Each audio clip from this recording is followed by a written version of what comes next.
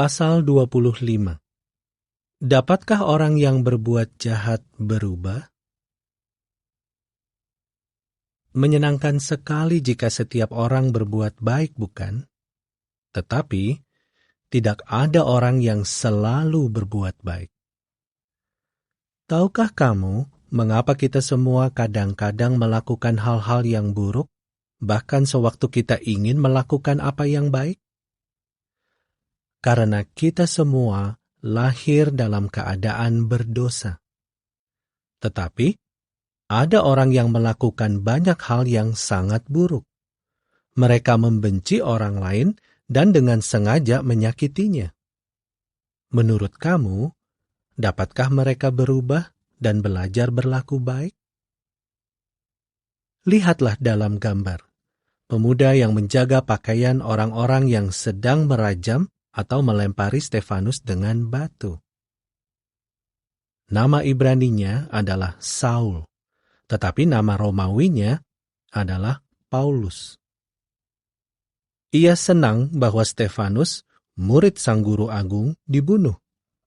Mari kita lihat mengapa Saul berbuat jahat seperti itu. Saul adalah anggota kelompok agama Yahudi yang disebut Farisi. Orang-orang Farisi memiliki firman Allah, tetapi mereka lebih memperhatikan ajaran beberapa pemimpin agama mereka sendiri. Hal itulah yang menyebabkan Saul melakukan hal-hal buruk. Sewaktu Stefanus ditangkap di Yerusalem, Saul berada di sana. Stefanus dibawa ke pengadilan yang beberapa hakimnya adalah orang Farisi. Walaupun hal-hal buruk dituduhkan kepada Stefanus, ia tidak merasa takut. Ia segera mengerahkan keberanian untuk berbicara dan memberikan kesaksian yang bagus kepada para hakim tentang Allah Yehuwa dan Yesus. Namun, para hakim itu tidak menyukai apa yang mereka dengar. Mereka sudah mengetahui banyak hal tentang Yesus. Sebenarnya, belum lama berselang, mereka telah menghukum mati Yesus. Tetapi kemudian, Yehuwa mengambil Yesus kembali ke surga. Bukannya mengubah haluan mereka, para hakim itu malah menyerang murid-murid Yesus. Para hakim itu menangkap Stefanus dan membawanya keluar kota. Mereka memukul dia hingga terjatuh dan merajamnya. Dan sebagaimana kamu dapat lihat dalam gambar, Saul berada di sana untuk menonton. Ia berpikir bahwa Stefanus patut dibunuh. Tahukah kamu mengapa Saul berpikir seperti itu? Nah, sepanjang hidupnya, Saul telah menjadi orang Farisi. Dan ia percaya bahwa ajaran orang-orang Farisi memang benar. Ia menganggap mereka sebagai teladan, maka ia meniru mereka. Setelah Stefanus dibunuh, apa yang Saul lakukan? Bayangkan, ia berupaya menyingkirkan semua murid Yesus lainnya.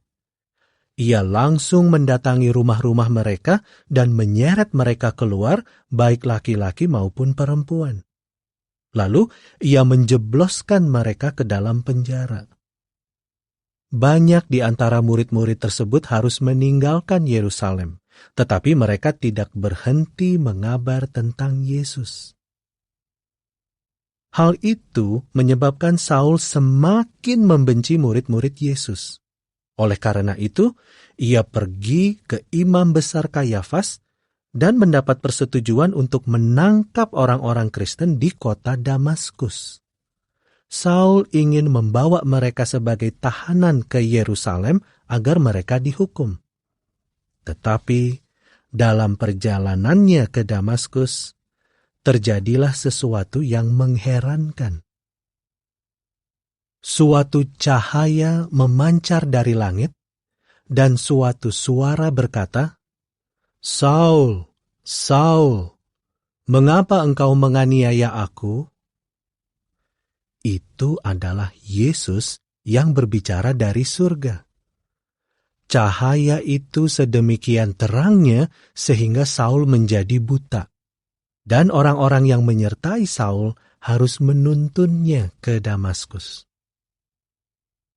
3 hari kemudian, Yesus menampakkan diri dalam suatu penglihatan kepada salah seorang muridnya di Damaskus. Namanya Ananias. Yesus menyuruh Ananias mengunjungi Saul untuk menyembuhkan kebutaannya dan berbicara kepadanya. Sewaktu Ananias berbicara kepadanya, Saul menerima kebenaran tentang Yesus. Penglihatannya pulih. Seluruh jalan hidupnya berubah dan ia menjadi hamba Allah yang setia. Kisah 9 ayat 1-22. Apakah kamu sekarang mengerti mengapa Saul sebelumnya berbuat jahat? Karena ia diajari hal-hal yang salah. Ia mengikuti orang-orang yang tidak setia kepada Allah. Dan ia bergabung dengan sekelompok orang yang mengutamakan pikiran manusia daripada firman Allah. Tetapi, mengapa Saul mengubah kehidupannya dan mulai berbuat baik meskipun orang-orang Farisi lainnya terus melawan Allah?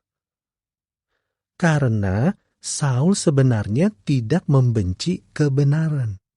Jadi, sewaktu ia mengetahui apa yang benar, ia siap menaatinya. Tahukah kamu, Saul belakangan menjadi apa? Ya, ia kemudian dikenal sebagai Rasul Paulus, seorang Rasul Yesus.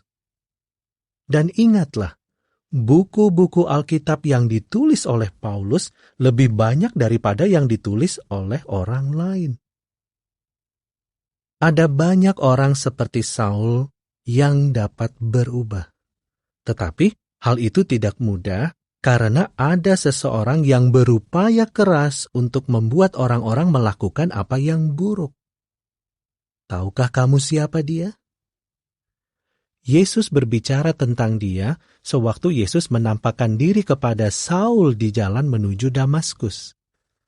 Di sana, Yesus berbicara kepada Saul dari surga dan berkata, "Aku mengutus engkau untuk membuka mata orang-orang, untuk memalingkan mereka dari kegelapan kepada terang dan dari wewenang setan kepada Allah." Ya, setan si iblislah yang berupaya membuat setiap orang melakukan hal yang buruk.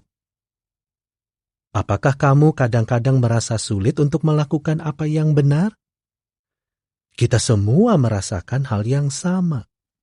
Setan menjadikannya sulit. Namun, ada alasan lain mengapa tidak selalu mudah untuk melakukan apa yang benar. Tahukah kamu alasannya? Karena kita lahir dalam keadaan berdosa. Dosa itulah yang sering membuat kita lebih mudah melakukan apa yang salah daripada melakukan apa yang benar.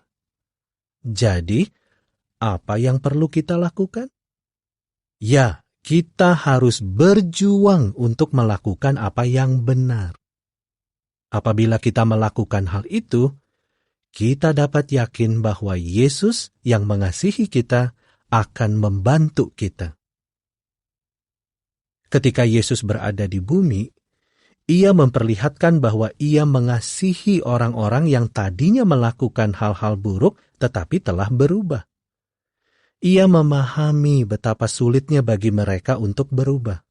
Misalnya, ada wanita-wanita yang melakukan hubungan seks dengan banyak pria. Tentu saja, itu adalah perbuatan yang buruk. Alkitab menyebut wanita-wanita itu sundal atau pelacur.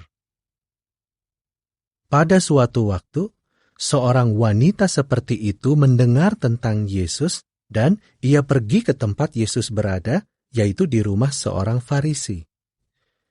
Ia menuangkan minyak ke kaki Yesus dan dengan rambutnya ia menyeka air matanya yang membasahi kaki Yesus. Ia sangat menyesali dosa-dosanya, sehingga Yesus mengampuninya. Tetapi orang Farisi itu berpikir bahwa wanita itu tidak boleh diampuni. Tahukah kamu apa yang Yesus katakan kepada beberapa orang Farisi?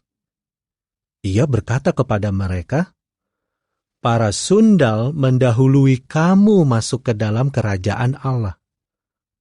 Matius 21 ayat 31.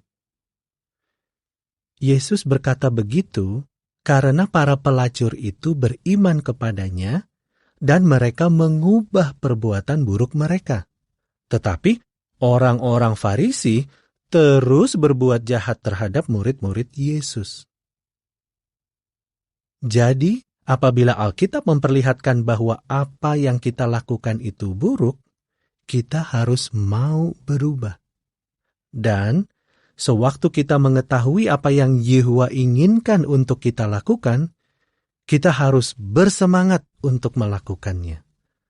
Dengan demikian, Yehuwa akan senang kepada kita dan akan memberi kita kehidupan abadi. Untuk membantu kita menghindari perbuatan yang buruk, mari kita baca bersama-sama Mazmur 119 ayat 9-11, Amsal 3 ayat 5-7, dan 12 ayat 15. Sekarang, mari kita lihat gambar-gambar di pasal ini dan jawablah pertanyaan-pertanyaannya. Mengapa Saul berpikir bahwa Stefanus patut dibunuh? Siapa yang berbicara kepada Saul dan ia mengutus Saul untuk melakukan apa? Mengapa Yesus mengampuni wanita ini yang telah melakukan hal-hal yang buruk?